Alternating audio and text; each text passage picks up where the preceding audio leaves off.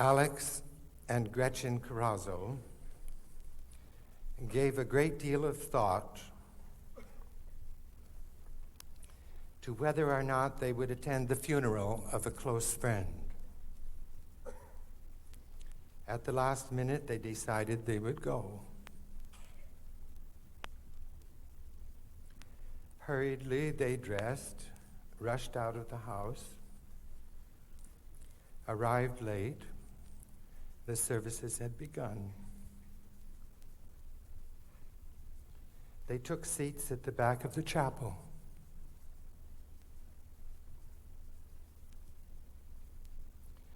When the invitation came to view the body, they again deliberated,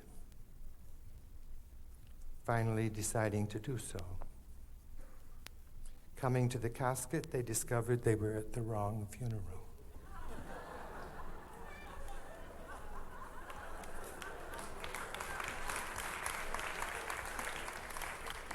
In the poetry contest in China, by which the sixth patriarch of Zen Buddhism was chosen, there were two poems. One said, "The mind is like a mirror. It collects dust. The problem is to remove the dust." The other and winning poem was actually a reply to the first. It said, "Where is the mirror? And where is the dust?"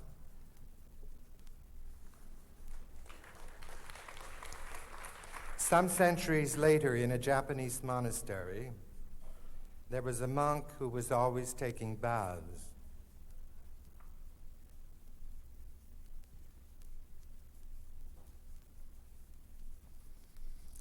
A younger monk came up to him and said,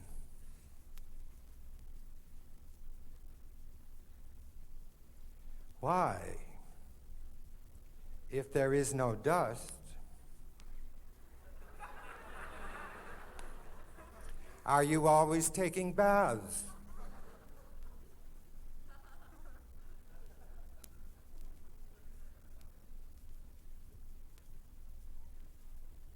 The older monk replied,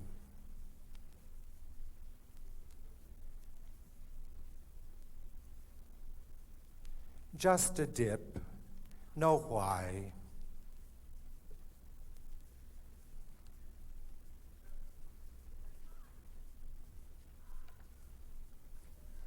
Once I was visiting my Aunt Marge.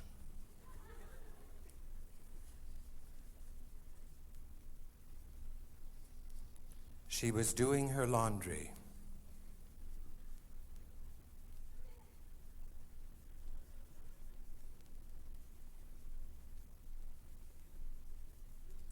She turned to me and said,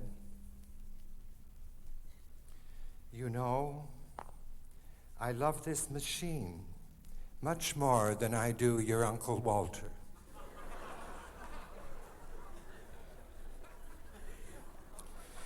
Dorothy Norman invited me to dinner in New York. There was a lady there from Philadelphia who was an authority on Buddhist art. When she found out I was interested in mushrooms, she said, "Have you an explanation of the symbolism involved in the death of the Buddha by his eating a mushroom?" I explained that I'd never been interested in symbolism, that I preferred just taking things as themselves, not as standing for other things. But then a few days later, while rambling in the woods, I got to thinking. I recalled the Indian concept of the relation of life and the seasons. Spring is creation, summer is preservation, fall is destruction, winter is quiescence. Mushrooms grow most vigorously in the fall, the period of destruction, and the function of many of them is to bring about the final decay of rotting material. In fact, as I read somewhere, the world would be an impossible heap of old rubbish were it not for mushrooms and their capacity to get rid of it. So I wrote to the lady in Philadelphia. I said, "The function of mushrooms is to rid the world of old rubbish. The Buddha died a natural death."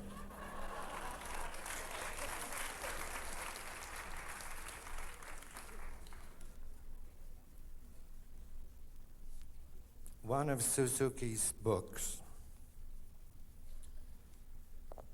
ends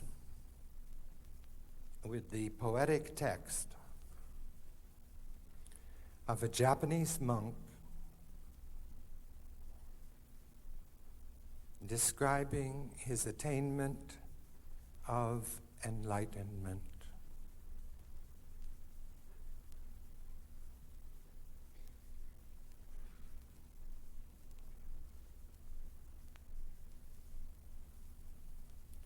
The final poem says, "Now that I'm enlightened, I'm just as miserable as ever."